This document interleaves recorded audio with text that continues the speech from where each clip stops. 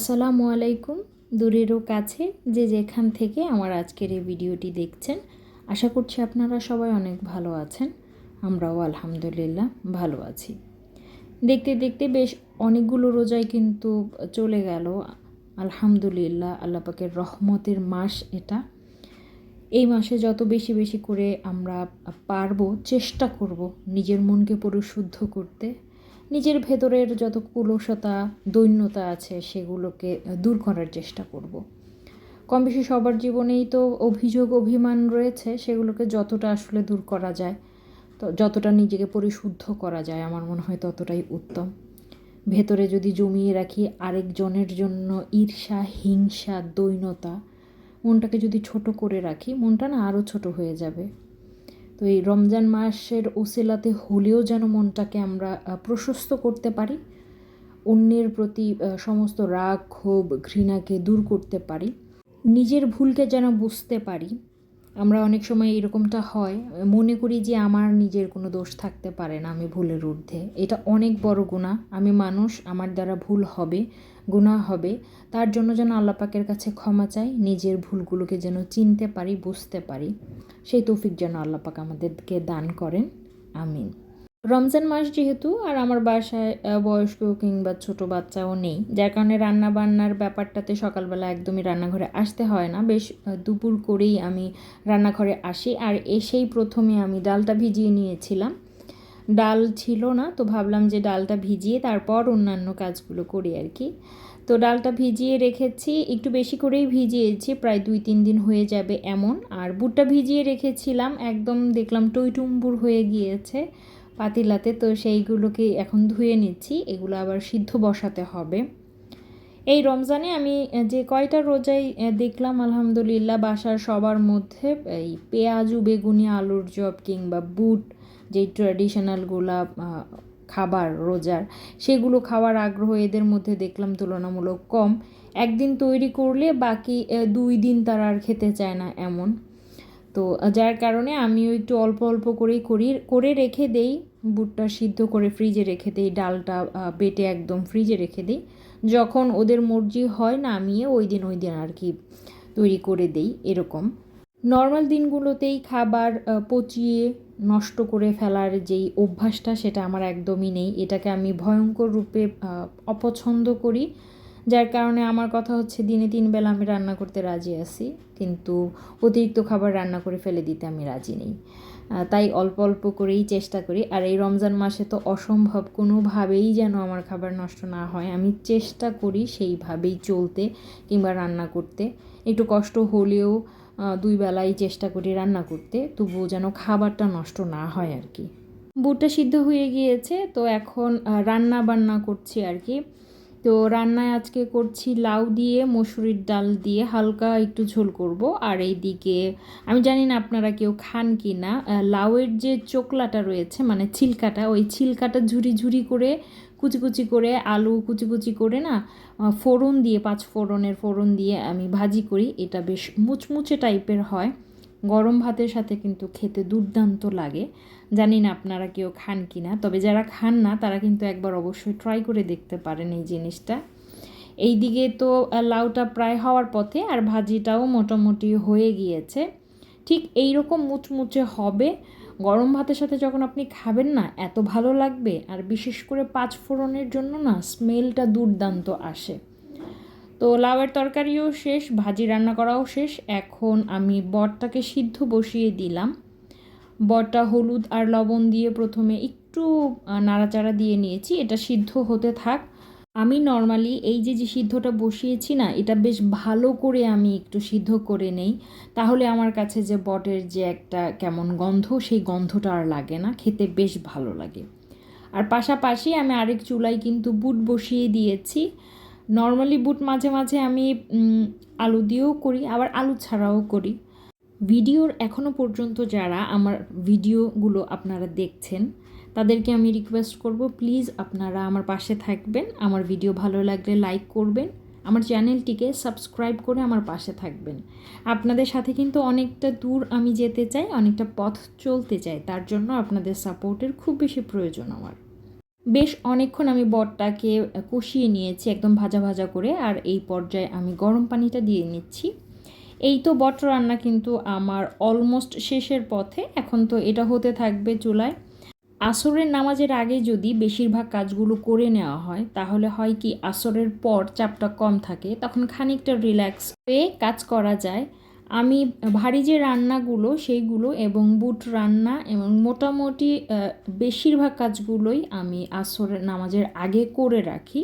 Just ভাজার কাজগুলো কিংবা টেবিলে খাবারগুলো সার্ভ করার কাজগুলো আমি আসরের নামাজ আদায় করে তারপর করি, যার কারণে একদম রিল্যাক্সেশনের সাথে আমি কাজগুলো করতে পারি, আগে ভাগে শেষ হয়ে যায়। তো এখন কাপড়গুলো মেলে দিচ্ছি, ভেজা কাপড়গুলো, আর তারপর পর আমি চলে যাব আসরের নামাজের উদ্দেশ্যে। আর আসরের নামাজ শেষ করে নর্মালি যা থাকে আর কি, শরবতটা তৈরি করা। তো আজকে শরবত হবে হচ্ছে চিয়া সিড আর ইউসুফগুলের ভুসি দিয়ে। তো এটার নাম ইসুপগুলের ভুসি কেন আমি না জানি না, আমার খুব জানার ইচ্ছা। আপনারা কি কেউ জানেন? জানলে আমাকে জানাবেন তো, এটার নামটা এমন কেন হয়েছে। যাই হোক, শরবতটা হচ্ছে কিন্তু গুড় দিয়ে। চিনির শরবত খেতে যতটা না ভালো লাগে, গুড়ের শরবত খেতে না তার থেকে বেশি ভালো লাগে, আমার কাছে তো লাগে অ্যাটলিস্ট। আর আমি এমনিতেও তো চায়ে চিনি ছাড়া আমাদের বাসায় খুব একটা বেশি চিনি জাতীয় খাবার তৈরি হয় না, হলেও একদমই চিনির পরিমাণটা কম থাকে তুলনামূলক। মিষ্টি জাতীয় খাবারগুলো বাসায় কম হয় কিংবা কেনা হয় আমাদের বিশেষ করে।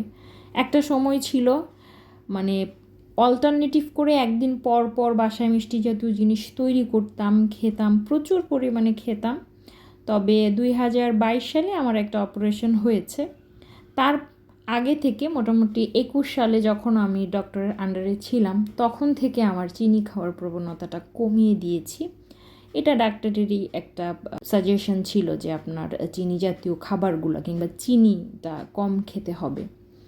তো তখন থেকেই না মিষ্টি জাতীয় জিনিসের প্রতি না একটা অনীহা চলে এসেছে। জীবন বাঁচানো আগে ফরজ, তার জন্যই হয়তো বা এরকমটা হয়েছে। তো যাই হোক, আবার রান্নাঘরে চলে এসেছি শরবতের কাজগুলো করে, ওগুলো ভিজতে থাক। এখন যে এক্সট্রা বুট ছিল যেগুলো আমার ডিপে রাখতে হবে কিংবা যেগুলো ডাল ছিল এক্সট্রা, ওগুলো আগে রেখে নিব, কারণ অনেকটা সময় বাইরে ছিল তো নষ্ট হয়ে যেতে পারে। বুটটা যে সিদ্ধ করেছিলাম তার যে গরম একটা ভাব থাকে সেটা কিন্তু একদম ঠান্ডা করে তারপরে ডিপ ফ্রিজে রাখতে হয়, আদারওয়াইজ কিন্তু এটা নষ্ট হয়ে যাবে। এভাবে যদি বুটটা সিদ্ধ করে ঠান্ডা করে তারপরে বক্স করে রাখা যায়, মানে প্রায় 15 থেকে 20 দিন কিংবা 1 মাস টানা খাওয়া যায়। তবে সেই ক্ষেত্রে কিন্তু বারবার বের না করে ছোট ছোট বক্সে যদি রাখা হয়, যে একদিন নামাবো, একদিন নামানোর পরে সেটা খেয়ে ফেলা যাবে, এই রকম কন্ডিশনে যদি রাখা হয় তাহলে কিন্তু বেশ ভালো থাকে। আর নর্মালি যে কাঁচা বুটটা সেটা কিন্তু আমি ডিপ ফ্রিজেই রাখি। এটা আমি সারা বছর সংরক্ষণ করি আমার ডিপ ফ্রিজে। সারা বছরই মোটামুটি বুট, বেসন, ডাল এগুলো থাকে। বেসনটা আমি নর্মালি রাখি, তবে ডাল জাতীয় জিনিস কিংবা বুটটা এগুলো কিন্তু সারা বছরই স্টোর করা যায় ডিপ ফ্রিজে, অনায়াসে থাকে। আপনি বছরের পর বছর রাখতে পারবেন, কিচ্ছু হবে না। তো আমার বুটগুলো আমি সুন্দর করে রেখে দিলাম, আর এখন এগুলো ফ্রিজে রেখে দিব। তারপর চলে এসেছি আমি পেঁয়াজু বানানোর উদ্দেশ্যে। আজকে আর আলুর চপটা করব না, যেহেতু আলুর চপ করব না, পেঁয়াজুটা একটু বেশি করে করব আর বেগুনিটা একটু বেশি করে করব, তাহলেই হয়ে যাবে। এই যে পেঁয়াজগুলো এখন দিয়ে দিলাম, এগুলোর মতো হতে থাকবে। পাশাপাশি কিন্তু আমি আমার টুকিটাকি যে কাজগুলো সেগুলো সেরে নিচ্ছি ধাপে ধাপে। এই রমজানেও ভাগ্নির কিন্তু ছুটি নেই। ভাগ্নি সেই দুপুরবেলা 2:30 থেকে ক্লাস করে, টানা বাসায় আসতে আসতে ওর হয়ে যায় 5:30। তো ও ওইভাবে তো আমাকে হেল্প করতে পারে না। আর আলহামদুলিল্লাহ একদম শুরু থেকেই সংসার জীবনের আমার একা হাতে কাজ করে অভ্যাস, যার কারণে খুব একটা হেল্পের প্রত্যাশা আমি করি না কিংবা প্রয়োজনও হয় না। একা যারা কাজ করে অভ্যস্ত হয়ে যায় তাদের না একা কাজ করতে তখন আর প্রবলেম হয় না। আর আমার তো কোনো সাহায্যকারীও নেই বাসায় যে হেল্পিং হ্যান্ড যে আমাকে সাহায্য করবে। তো মোটামুটি আমার অভ্যাস আছে একা একা কাজ করার, তো ওইভাবে আমার খারাপ লাগে না যে একাই কাজ করছি। তবে ওরা খুব ব্যস্ত থাকে। আমার হাজব্যান্ড একদিনও আমাদের সাথে ঠিকঠাক মতো ইফতার করতে পারেন না। তিনি বাসায় আসতে আসতে তার 7টা বেজে যায়, 7:30 বেজে যায়, এমন একটা অবস্থা। এই তো আপনাদের সাথে কথা বলতে বলতে কিন্তু আমার পেঁয়াজু বেগুনি এগুলো হয়ে গিয়েছে। এখন টেবিলে একটা একটা করে সার্ভ করে নেওয়ার পালা।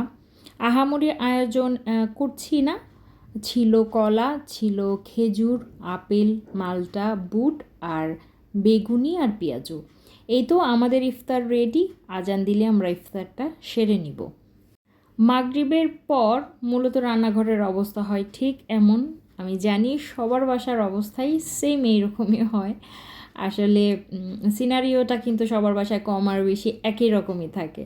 তো যাই হোক, এগুলোকে আমি একদম ইগনোর করব। তার কারণ হচ্ছে এখন আমার চা খাওয়ার পালা। এগুলোর দিকে দেখার আমার একদমই সময় নেই। চাটা চুলায় বসাবো, তারপর এগুলোতে মনোযোগ দিব আমি।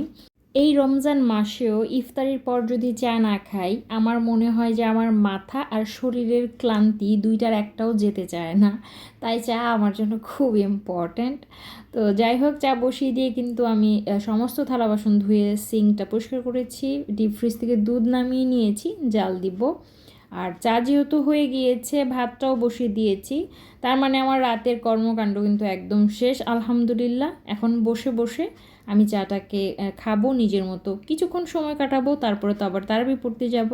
তো আজকের মতো ভিডিওটি এই পর্যন্তই। আল্লাহ হাফেজ।